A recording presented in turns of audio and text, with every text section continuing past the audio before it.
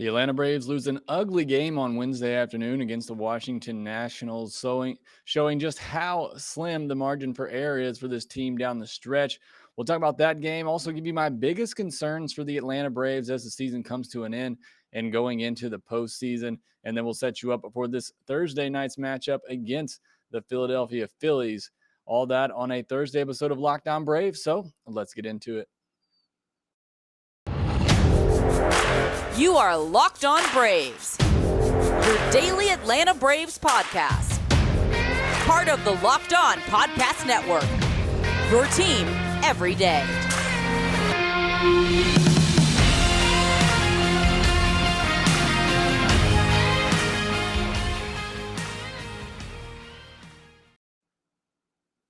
Hey, and welcome back to Locked On Braves, part of Locked On Sports Atlanta, where we cover your favorite Atlanta sports teams each and every day. I am your host, Jake Mastriani. You can follow me on Twitter at ShortstopBall and check out my bio there to see where I'm covering the game of baseball, including the Atlanta Braves in written form over at TomahawkTake.com, where I am the co-editor. Also, make sure you follow the podcast on Twitter at LockedOn_Braves. Send in any questions, comments, or feedback that you have for the podcast. And make sure you subscribe on YouTube as well. And if you're watching on YouTube, hit that thumbs up button, hit that notification bell, as it does help support the show a ton. And thanks for making Locked On Braves your first listen of every day. We post episodes daily, 5 days a week, Monday through Friday, and are free and available on all platforms. On this Thursday edition of Locked On Braves, we're actually going to recap the last two games. Didn't get a chance to do so with the early game on Wednesday afternoon. So I'm going to quickly go over the last two games. One a win, very close, one a close loss. So we'll discuss both of those, and particularly the sloppy play from Wednesday. But then I want to go into my biggest concerns for the Atlanta Braves down the stretch. I'll give you those, and then we'll set you up for Thursday night's game as the Braves head to Philadelphia to begin a 4-game set with the Philadelphia Phillies. But let's start with Tuesday's game. I want to go back and talk about this because the Braves won. They won 3-2, and they clinched a spot in the postseason. And, obviously me and Grant McCauley covered this on the postcast, which you get on the podcast feed for Locked On Braves. And you can also get on the Locked On Sports Atlanta YouTube channel. So if you're not aware of that, make sure you're subscribed to Locked On Sports Atlanta on YouTube, where you can get that postcast with me and Grant McCauley. But we covered both these past two games as well. But I wanted to go back and highlight it because with that win, and unfortunately the Brewers lost, the Braves clinched their fifth straight postseason appearance. And that's nothing to just brush off. And I get, the Braves didn't want to celebrate it. They had an early game the next day and they wanted to get some rest. I wish they would have gotten a little bit more rest because they were definitely sloppy on Wednesday. But I don't want that to go by the wayside, the fact that the Braves are back in the postseason again. Look, there are many fan bases that would love to have the success that this Braves team has had right now, especially over the past 5 years, getting to the postseason. And I understand with that. I grew up in the 90s, early 2000s, and expectations, the more you get there, the higher they get. And every year, if it's not World Series, it's a disappointment. And I understand that, and I'm glad that this fan base and this organization has that mentality, but I think sometimes we have to step back as a fan and realize when you come into a season, you come into any baseball season, all you can really ask for as a fan is that your team is competitive, that they give you a chance to win, that they can hopefully be there in the end and make the postseason. And for me as a fan, you can't really ask for much more than that. And the Braves give you that pretty much every year. There have been a couple of 4-year stretches in my lifetime where the Braves haven't made the postseason. But other than that, this Braves team is consistently going to the postseason. And I don't ever want to take that for granted, because I did in the 90s and the 2000s. I took it for granted because they were getting there so often. And I think for some of us, when we've had those 4-year stretches since then, you see how special it is when you're continually getting back to the postseason. So I wanted to highlight that with that win on Tuesday. The Braves get back to the postseason. Quickly touch on that game. Charlie Morton, more of the same, just inconsistencies, what we've seen all year.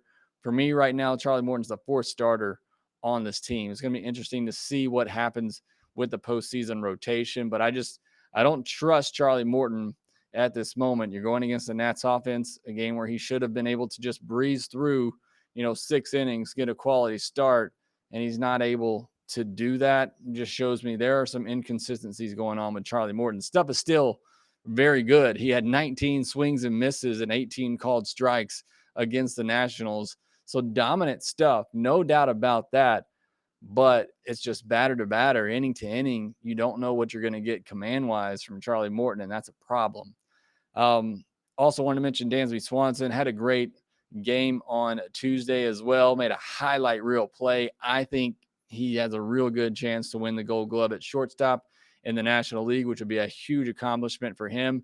And then he had a big home run late in that game as well, showing off those late game heroics that he's prone to do. And he is, had a career high last year of RBI. He's on pace to break that here over the last couple of weeks and become the first shortstop since 1899 to have 90 plus RBIs in a season. So again, those negotiation talks getting more difficult by the day with Dansby Swanson. Let's move to Wednesday's game as the Braves take a 6-2 loss this time around. And this was an ugly game. Just sloppy in every sense of the word. But let's start with a good part, and that's Bryce Elder. And when he's been called up here these last several weeks to make a spot start, he's been really good. Competition, not the best, but still, he has given the Braves a huge boost in the rotation, allowed them to give some guys some rest, and that is really big as we head down the stretch run here. As we're going to talk about a little bit later, you got some guys with some arm fatigue, some starting pitchers that are in new territory, pitching deep and late into this season. So what Bryce Elder and Kyle Muller and others have been able to do is really big for this Braves team. But Bryce Elder on Wednesday, 5 2/3, 4 hits, 2 walks, 1 earned, 6 strikeouts on 93 pitches. But it's the hit batter that really came back to hurt him. A run that came around to score. I discussed this with Grant McCauley off air. I don't know what you do there. I don't even know if that's reviewable. I doubt that it is, but the guy's foot is behind home plate. I just don't feel like that's right. He's squaring around for a bunt and he puts his foot behind home plate and the pitcher hits him. I mean, it was low. It wasn't in the strike zone or anything, but that's just a really tough break. I think the Braves were looking to challenge the swing. A lot of people are asking why can't you challenge that? I think they were looking to challenge the swing. I don't know that they necessarily looking at the foot. Again, I don't think that's something that's necessarily reviewable. I mean, the pitch hit him. I don't know that it matters necessarily where he is, but I think that's something that Major League Baseball, somebody's got to look at. I mean, you can't have a guy sticking his foot behind home plate to square for a bunt, get hit by it, and be awarded first base. That just seems wrong to me.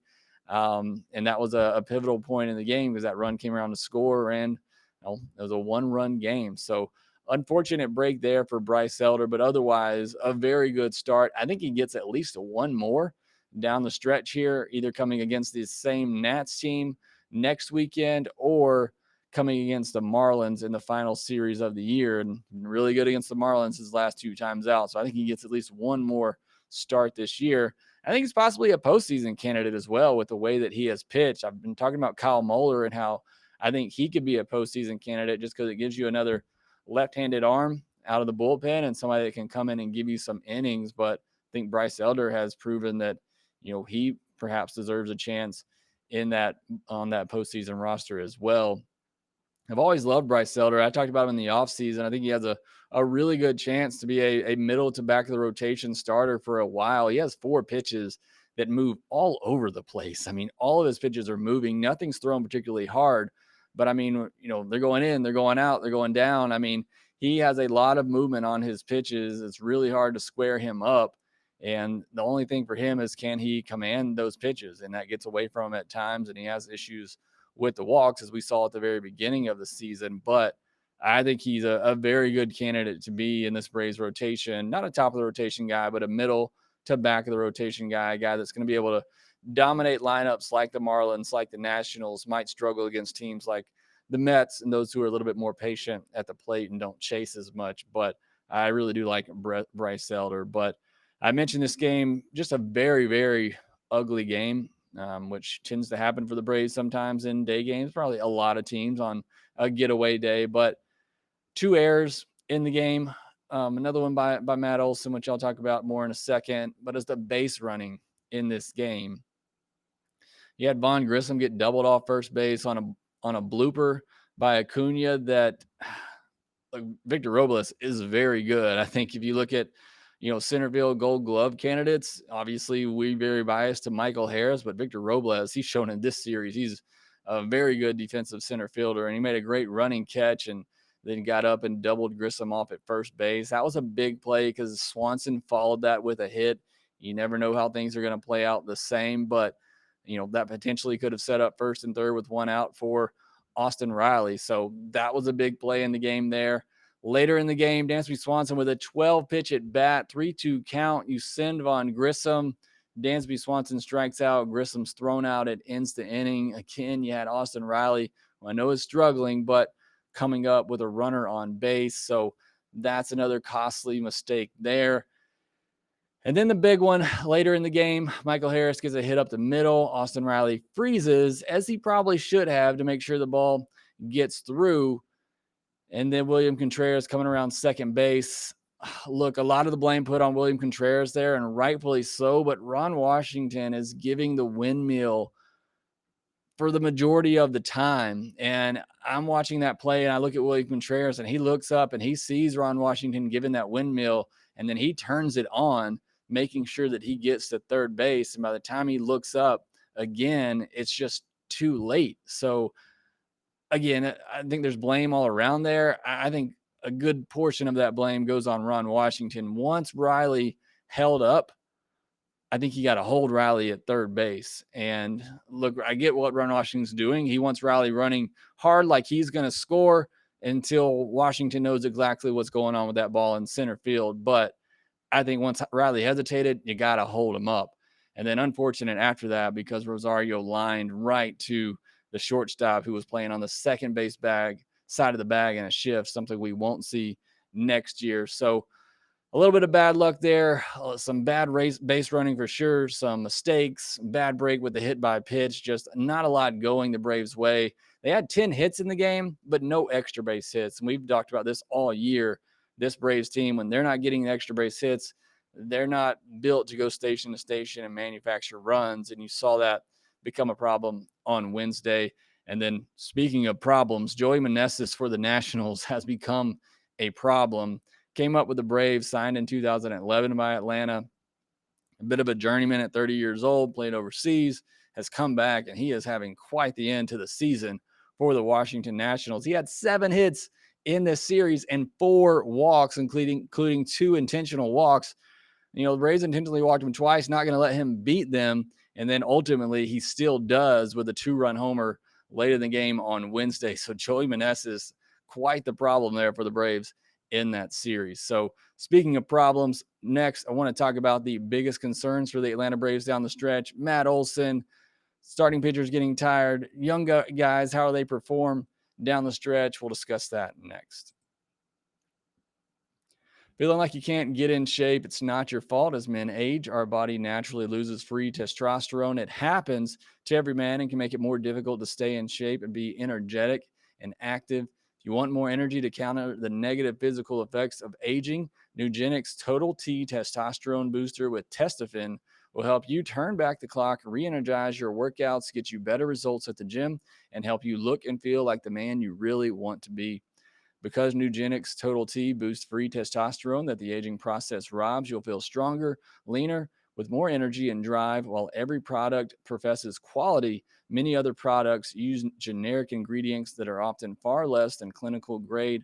With Nugenix Total T, you get the same clinical potency levels used in the trials, and Nugenix formulation is backed by 10 years of science and research.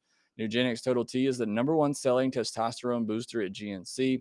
Now you can get a complimentary bottle of Nugenix Total T when you text MLB to 231231. Text now and get a bottle of Nugenix Thermo, their most powerful fat incinerator ever, with key ingredients to help you get back into shape fast, absolutely free.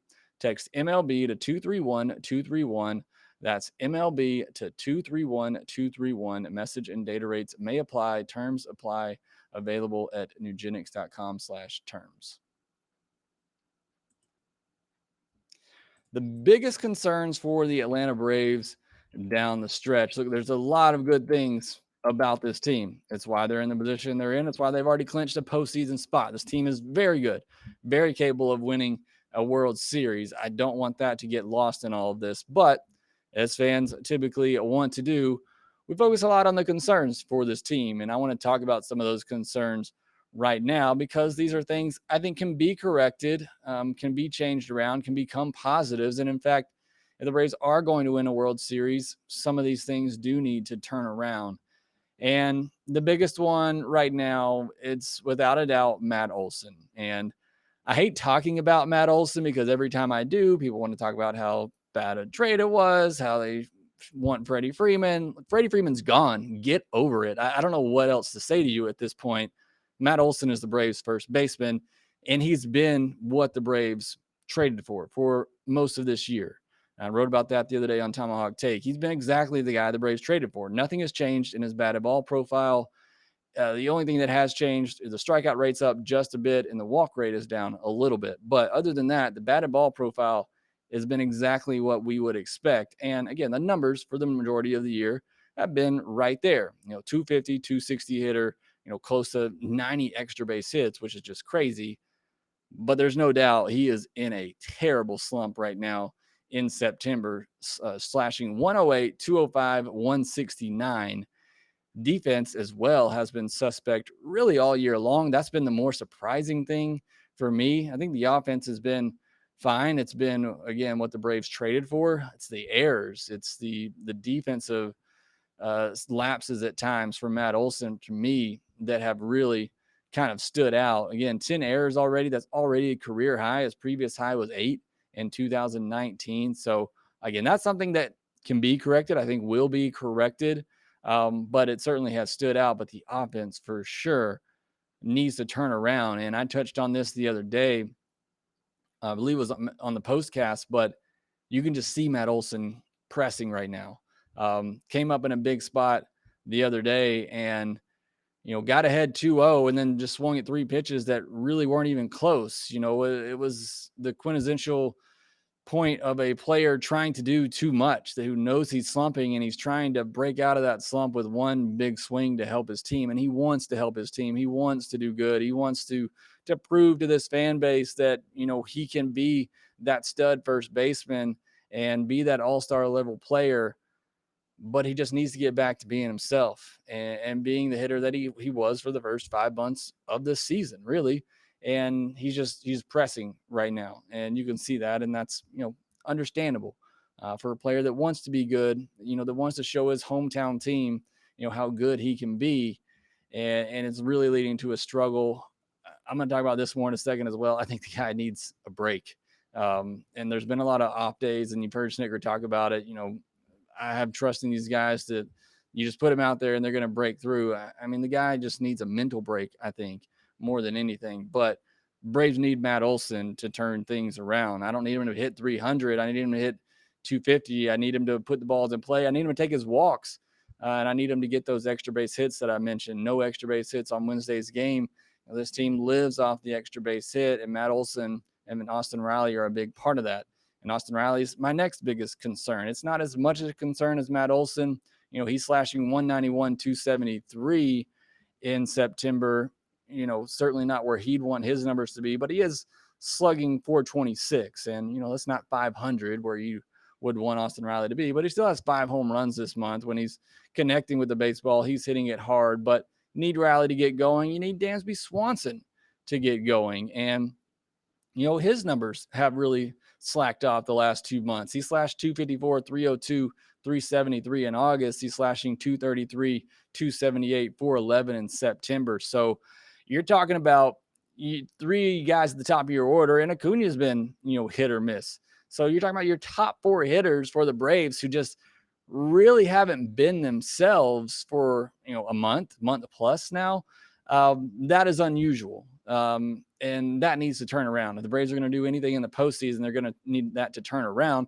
Also, great to know the Braves are still winning games, and their top four hitters aren't really producing consistently. So I think that tells you how good the depth of this lineup is. That brings me to another one of my concerns, and it's the tiredness, maybe a better word there, but these players getting tired. Look, they're coming off a long postseason run for the majority of these guys. They got off to a sluggish start and they've had to play, postseason baseball ever since June. I mean, it's been must win every day for these guys since June. They're in a tight battle in the NL East. You got guys like Swanson, Riley, Olson, who are out there every day. I worry about these guys getting tired down the stretch, getting fatigued again, maybe mentally even more than physically. And I worry about how that's going to affect them down the stretch and into the postseason. So, look, you got to put these guys out there. It gives you a best chance to win every day, but you also worry about them getting a little fatigued down the stretch. And with everything that's gone on in the season and needing to win every game and the pressure on these players to win every game to win this division, I worry how that affects them down the stretch, particularly those four guys at the top of the order, and particularly, Swanson, Riley, and Olson, who have been out there again pretty much every day. Worry about Acuna's health. Obviously, the Braves need him in right field. They need him out there defensively. It's just a completely different team defensively when he's there. You even saw in the game on Wednesday, a sac fly ball hit to right field. If Acuna's out there, he maybe gets him. It was a close play with Grossman, who did everything that he could. If Acuna's out there, they may not even tag up. They might not even test his arm there. So you need Acuna out there. He just makes so much difference when he's there. You need Acuna healthy. You need him being that MVP type player at the top of the order, which we've started kind of to see signs of over the past week. But that's one of my concerns as well. And then arm fatigue, especially for the young guys, Strider and Wright.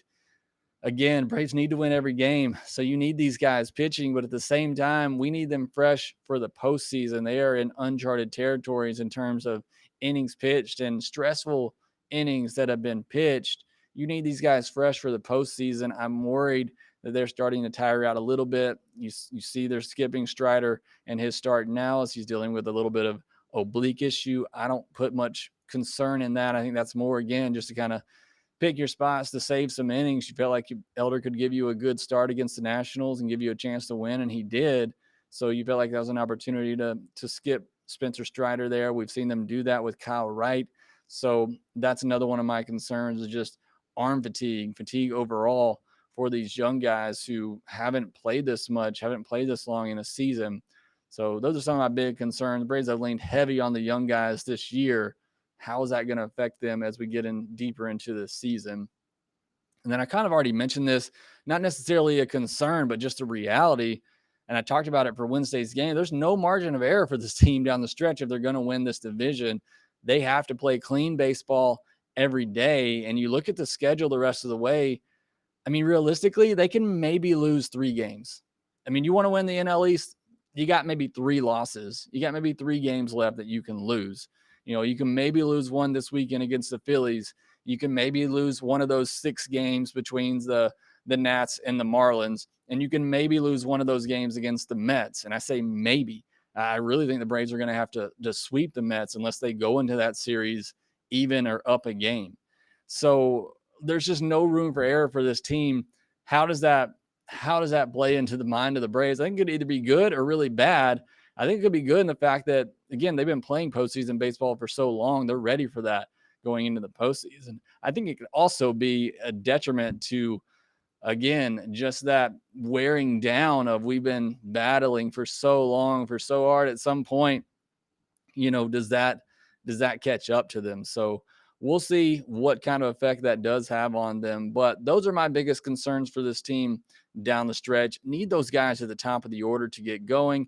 Need to give some guys some rest where you can, and hopefully, not get too fatigued and make sure that you're ready for the postseason. Like, I want to win the division, but not at the expense of having these guys just completely worn out in the postseason. So it's kind of a tough balance there for Brian Snitker and this team. So let me know your biggest concerns down in the comments. Do you agree with some of mine, or there's some others that I missed here? Again, I feel good overall about the starting pitching. I feel good about where the bullpen is, and I feel good for the offense for the most part, but need those guys at the top to get going.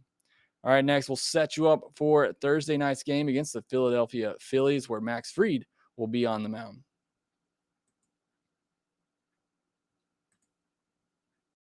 Summer's winding down, the nights are getting longer, but the breeze isn't the only thing that's getting stiff. That's right, this episode is sponsored by Blue Chew. Guys, we all know that confidence can take you far in life, and it's especially true in the bedroom when it's time to step up to the plate. That's where Blue Chew comes in. Blue Chew is a unique service online that delivers the same active ingredients as Viagra and Cialis, but in chewable tablets and at a fraction of the cost. You can take them anytime, day or night, so you can plan ahead or be ready when the opportunity arises. The process is simple. Sign up at BlueChew.com, consult with one of their licensed medical providers, and once you're approved, you'll receive your prescription within days. With Blue Chew, men everywhere are excited to see the postman, because when your package arrives, Go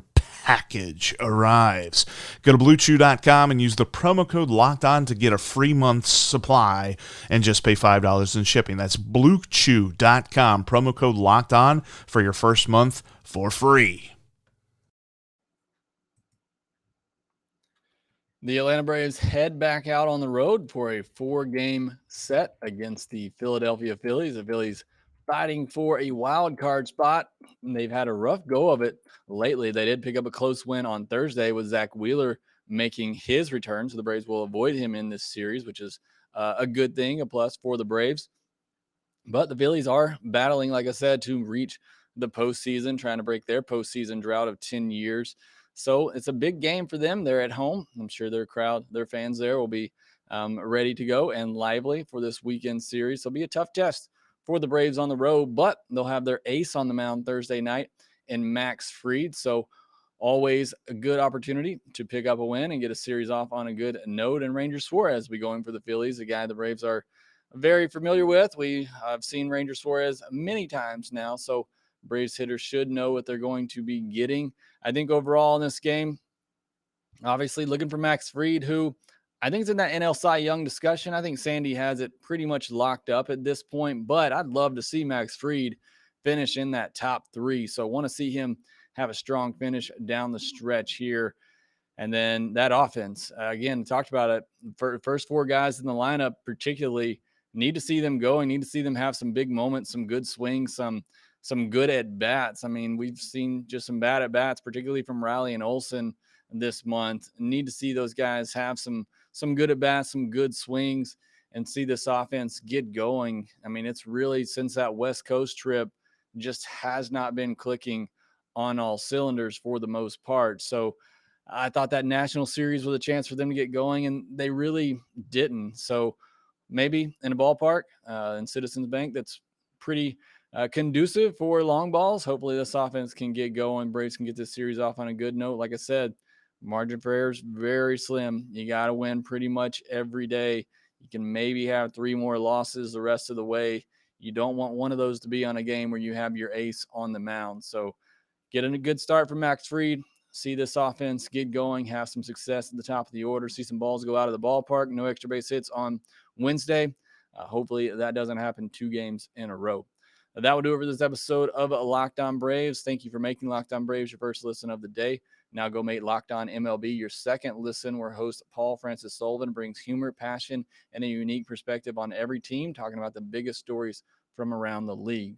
Again, thanks for listening. Be sure to follow us on Twitter at LockedOn_Braves. You can follow me at ShortstopBall. Also, make sure you rate, review, and subscribe to the podcast wherever you get your podcast, and we'll talk to you next time.